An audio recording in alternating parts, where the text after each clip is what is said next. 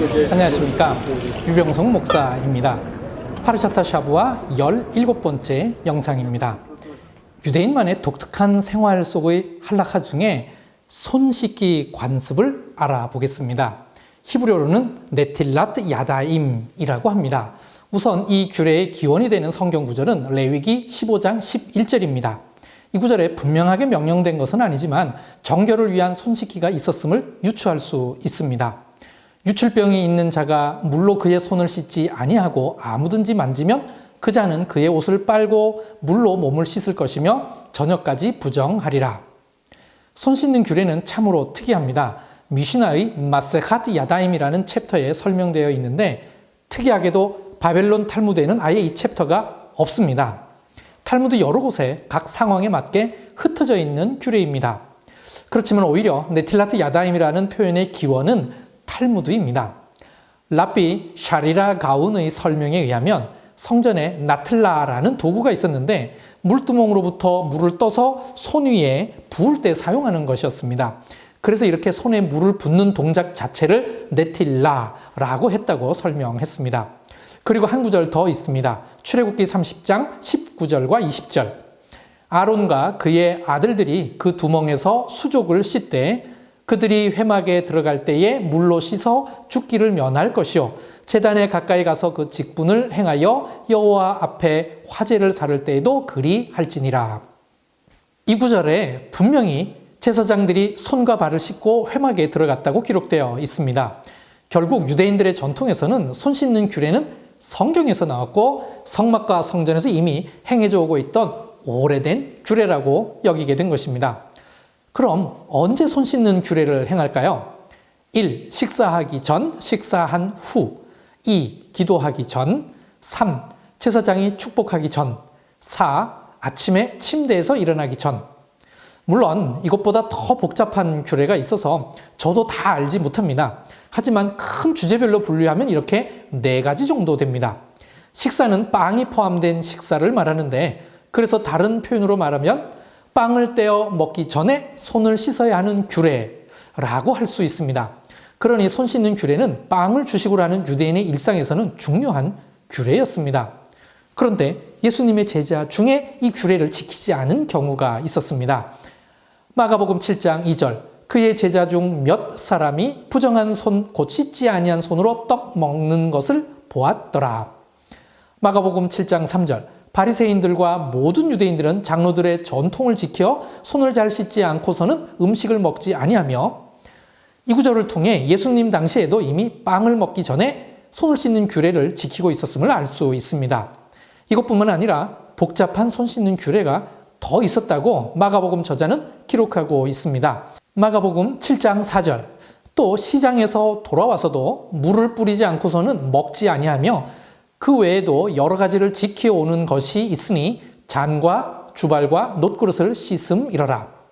바리새인과의 이 논쟁에서 예수님의 대답은 분명했습니다.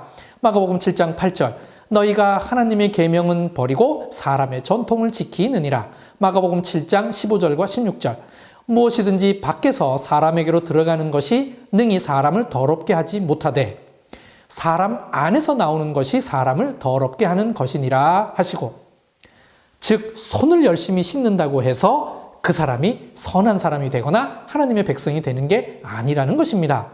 우리나라 말에 잘못된 활동을 더 이상 하지 않는다는 의미에서 나 이제 손 씻었어 라고 하는 표현이 있습니다. 맞습니다. 단지 물리적으로만 손을 열심히 씻는 것이 아니라 하나님의 계명을 버리고 사람의 전통을 더 따르던 옛 율법의 관습을 벗어나는 의미에서의 진정한 손 씻음이 있어야 합니다.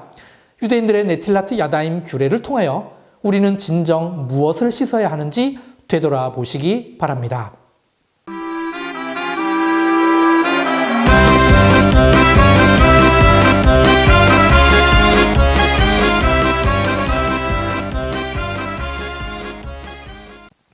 열일곱 번째 파르샤타 샤부아는 이드로입니다. 본문은 출애굽기 18장 1절에서 20장 23절까지입니다.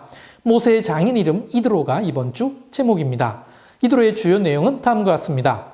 이드로가 모세를 방문함, 이드로의 사회 조직 제안, 백성들의 성결 의식, 십계명, 여호와의 임재를 두려워함. 제목은 이드로이지만 이번 주 파르샤타 샤부아의 가장 중요한 내용은 하나님이 주신 십계명입니다.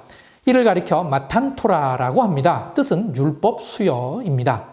그래서 아슈케나짐과 스파라딤 유대인들 모두 이사야 선지자에게 소명을 주시는 이사야 6장 1절에서 7장 13절을 하프타라로 읽습니다. 이슬람에서는 이드로의 이름이 아랍어로 슈에브입니다. 그는 미디안이라는 도시에서 유일신에 대한 믿음을 가졌고 사람들이 그를 조롱하며 멸시했어도 끝까지 의인의 삶을 살았다고 합니다. 투르주족에게도 이드로는 중요한 인물입니다. 이들의 이드로는 많은 부분에서 유대인들의 영향을 받았습니다. 그러나 이드로의 이름만큼은 아랍어의 영향으로 슈에이브라고 부릅니다. 슈에이브 즉 이드로는 투르주족에게 있어서 가장 큰 선지자이며 제사장입니다. 두루즈족들은 모세의 율법과 함께 슈에이브 즉 이드로의 율법을 같이 믿고 있습니다.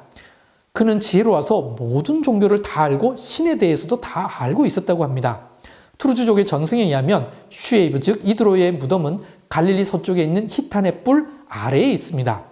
아랍 사람들의 전승에 의하면 살라흐 아딘 장군이 히탄의 뿔 언덕 전투에서 십자군을 물리치기 전날 밤 꿈에 한 선지자를 만났는데 그 선지자가 승리를 예언해 주었다고 합니다. 승리 후에 말을 타고 가다가 말이 멈춘 곳에서 한 무덤을 발견했는데 그 무덤이 곧 선지자 슈에이브의 무덤이었습니다. 그래서 두루즈족들이 이 전승에 근거해 히탄의 뿔 언덕 밑에 이드로의 무덤을 만들었고 오늘날까지 이루고 있습니다. 이드로와 함께 읽을 신약 말씀은 요한복음 13장 31절에서 35절입니다. 그중 요한복음 13장 34절과 35절을 읽겠습니다. 새 계명을 너희에게 주노니 서로 사랑하라. 내가 너희를 사랑한 것 같이 너희도 서로 사랑하라. 너희가 서로 사랑하면 이로써 모든 사람이 너희가 내 제자인 줄 알리라.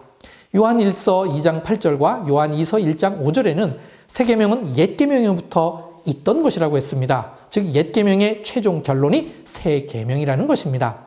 하나님께서 모세에게 주신 율법의 완성이 곧 예수님께서 주신 새 계명입니다. 이 새 계명의 핵심은 서로 사랑하라입니다. 한국교회가 교회로서의 역할 회복을 위해 가장 필요한 부분이 이 부분이라고 생각합니다.